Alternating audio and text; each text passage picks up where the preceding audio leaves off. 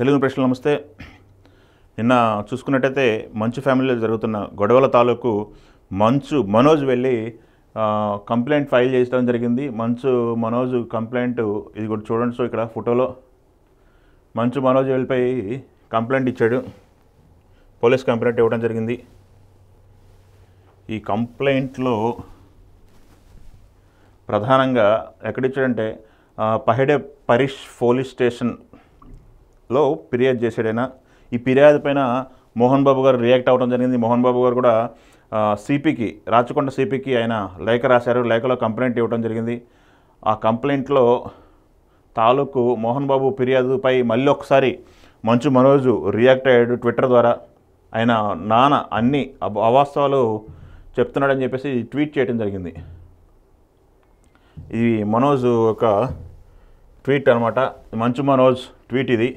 My humble request to serve justice అంట, న్యాయం చేయండి అని చెప్పేసి ఈయన ఎవరెవరిని ట్యాగ్ చేశారంటే చంద్రబాబు నాయుడు గారిని, ఆంధ్రప్రదేశ్ రాష్ట్ర ముఖ్యమంత్రి చంద్రబాబు నాయుడు గారిని, నారా లోకేష్ గారిని, పవన్ కళ్యాణ్ గారిని, అనిత గారిని దీంట్లో ట్యాగ్ చేయడం జరిగింది. అలానే తెలంగాణ గవర్నమెంట్కి సంబంధించి సీఎం రేవంత్ రెడ్డిని, మన డిప్యూటీ సీఎం బట్టి మల్లు విక్రమార్కని, అలానే తెలంగాణ సీఎంఓని, తెలంగాణ డీజీపీని ట్యాగ్ చేస్తూ ఒక ట్వీట్ అయితే చేయడం జరిగింది. ఈ ట్వీట్లో ఆయన రాసుకొచ్చారనమాట, మోహన్ బాబు గారు చేసినటువంటి ఆరోపణలని అవాస్తవని. ఇదిగోండి ఈ ట్వీట్కి సంబంధించి దీంట్లో చాలా పేజీలు అయితే చేయటం జరిగింది. దీంట్లో ఆయన రాసుకొచ్చింది మొత్తం కూడా ట్వీట్లో ఆరోపణలు, తన తండ్రి మోహన్ బాబు గారు చేస్తున్నటువంటి ఆరోపణలన్నీ కూడా అవాస్తవాలు. తనతో పాటు భార్య మౌనికపై అసత్య ఆరోపణలు చేస్తున్నారని ఫిర్యాదులో పేర్కొన్నారు ఈయన. అలానే కుటుంబ వ్యవహారంలో తనకు రక్షణగా నిలబడాలని ఇరు రాష్ట్ర ముఖ్యమంత్రులను కోరాడు మనోజ్. కుటుంబ వ్యవహారంలో జరుగుతున్నటువంటి ఇప్పుడు ఈ వ్యవహారంలో నాకు రక్షణ కల్పించదని చెప్పేసి ఇరు రాష్ట్ర ముఖ్యమంత్రులు చంద్రబాబు నాయుడు గారిని, రేవంత్ రెడ్డిని కూడా ట్విట్టర్ వేదికగా ఆయన ట్యాగ్ చేసి రిక్వెస్ట్ చేయడం జరిగింది. కుటుంబ ఆస్తుల కోసం నేను ఎప్పుడూ ఆశపడలేదు అనేది మనోజ్ యొక్క వాదన. చూసుకుంటే ఈ వివాదంలో నా కూతుర్ని రావటం కూడా చాలా బాధాకరం అని చెప్పేసి ఈయన ట్విట్టర్లో పేర్కొనడం జరిగింది. అయితే గత కొన్నాళ్ళుగా ఇంటి నుంచి మా కుటుంబం నుంచి దూరంగానే ఉంటున్నాడని చెప్పేసి మనోజ్ పేర్కొనడం జరిగింది. నా ముందే నా కుటుంబ సభ్యుల్ని, ఉద్యోగుల్ని తీవ్రంగా తిట్టారని, ఆయన మనుషుల్ని, ఆయన భార్యని కూడా తీవ్రంగా తిట్టారని చెప్పేసి, నా అన్న విష్ణు దుబాయ్కి ఎందుకు వెళ్ళాడో అందరికీ తెలుసు అని ఈయన రాసుకురావడం జరిగింది. ట్విట్టర్లో ఆయన ఆరోపించడం జరిగింది. విష్ణు అనుచరులే సీసీ ఫుటేజ్ మొత్తాన్ని మాయం చేశారని, ఇటీవల ఇంట్లో ఉన్నటువంటి సీసీ కెమెరాల్లో ఉన్నటువంటి దృశ్యాలని హార్డ్ డిస్క్ని తీసుకెళ్ళిపోయారని చెప్పేసి విజయ్ రెడ్డి, కిరణ్ రెడ్డి అని చెప్పేసి ఇద్దరు పేర్లు అయితే ఇక్కడ చెప్పడం జరిగింది. సో నేను ఆస్తుల కోసం ఎప్పుడూ ప్రాకరాడలేదు, ఆస్తులు కావాలని ఎప్పుడూ ఇబ్బంది పెట్టలేదు మా నాన్న అని చెప్పేసి నేను రాసుకురావడం జరిగింది. నేను నా భార్య సొంత కాళ్ళ మీద నిలబడి సంపాదించుకుంటున్నాం. విద్యా సంస్థల్లో జరిగేటువంటి కొన్ని అవకతవకలు ఏదైతే ఉన్నాయో, విద్యా సంస్థల్లో చాలా ఫ్రాడ్ జరుగుతుంది. ఈ ఫ్రాడ్ని నేను ప్రశ్నించిన సందర్భంలోనే వీళ్ళు నా మీద దాడి చేస్తున్నారని చెప్పేసి మనోజ్ దీంట్లో పేర్కోవడం జరిగింది. సో బాధితుల పక్షాన, విద్యా సంస్థల్లో ఎవరైతే బాధితులు ఉన్నారో, ఎవరైతే బాధింపబడుతున్నారో వాళ్ళ పక్షాన్ని నేను మాట్లాడుతున్నాను కాబట్టి నా పైన కక్ష సాధింపు చర్యలు తీసుకుంటున్నారు అని చెప్పేసి మనోజ్ వాదన.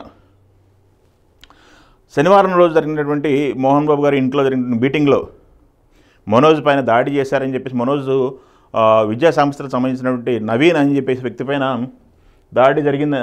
నవీన్ అనే వ్యక్తి తనపైన దాడి చేశారని, తన కుటుంబ సభ్యులపైన దాడి చేశారని చెప్పి మనోజ్ అయితే ఇక్కడ ఆరోపించడం జరుగుతుంది. సో మోహన్ బాబు గారిని, అలానే విద్యా సంస్థల తాలూకా మోహన్ బాబు గారి మనుషులకు సంబంధించి వాళ్ళ తరపు నుంచి ఎలాంటి హాని వస్తుందో తెలియదు కాబట్టి నన్ను సేవ్ చేయండి, నన్ను నా కుటుంబాన్ని సేవ్ చేయండి అని చెప్పేసి తెలుగు రాష్ట్రాల ముఖ్యమంత్రులకి ఆయన ట్యాగ్ చేసి వేడుకోవడం జరుగుతుందన్నమాట.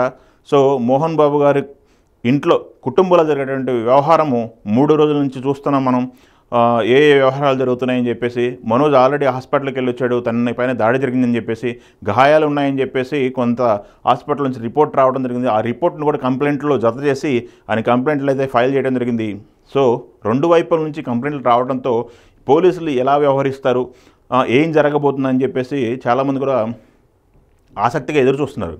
ఎందుకంటే అన్ని కుటుంబాల్లో కూడా గొడవలు ఉంటాయి. బట్ తెలుగు సెలబ్రిటీలు, తెలుగు సినిమా ఇండస్ట్రీలో సుదీర్ఘకాలం జర్నీ ఉన్నటువంటి మంచు కుటుంబానికి ఈ కుటుంబంలో ఎలాంటి గొడవలు జరగడం అనేది అందరూ కూడా ఆసక్తిగా ఎదురు చూస్తున్నారు. అయితే ఇక్కడ ప్రధానంగా ఆరోపిస్తుంది ఏంటంటే మనోజు విష్ణుకు సంబంధించి కుటుంబానికి సంబంధించినటువంటి ఆస్తుల్ని విష్ణు అక్కడే వాడుకుంటున్నాడు అనే యాంగిల్లో ఇక్కడ టోన్లో అయితే ఇక్కడ ఉంది. సో మా విద్యా సంస్థలకు సంబంధించినటువంటి తను ఒక ట్రస్ట్ మెంబర్ కాబట్టి తను క్వశ్చన్ చేస్తున్న టోన్లో మనోజ్ టోన్ ఉంది.